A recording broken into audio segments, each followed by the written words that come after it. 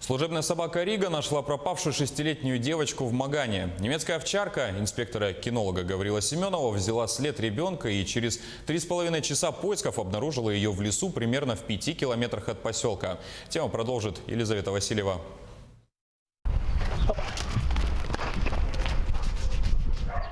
Кинолог Гаврил и немецкая овчарка Рига за 3 года прошли через многое. Искали преступников, улики и заблудившихся детей. Недавний случай. Рига смогла обнаружить 6-летнюю девочку, потерявшуюся в лесу недалеко от Магана. Не питомец, а напарник, говорит Гаврил про собаку. Рига у меня появилась в 2015 году. Взял ее щенком. Было где-то около месяца. И, можно сказать, воспитал с пеленок собачку. За вот этот вызов, где мы нашли девочку, я, конечно, ее поощрил хорошей костью, колбасой. Это не первый подвиг собаки. В прошлом году в Верхневилюйском районе ограбили автозаправку. Рига нашла перчатку преступника и украденные деньги.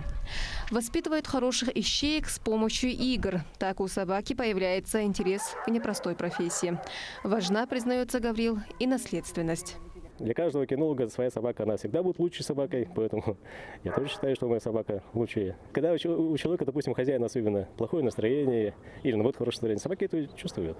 Они чувствуют именно интонацию, именно настрой. Риге 3 года. Собака на пике формы. А работать и работать, шутит кинолог. Максимальный же срок службы 8 лет. Дальше заслуженная пенсия. Напарника Гаврил не оставит. Готов забрать Ригу домой в Хандугу. Елизавета Васильева, Павел Пахомов, Якутск.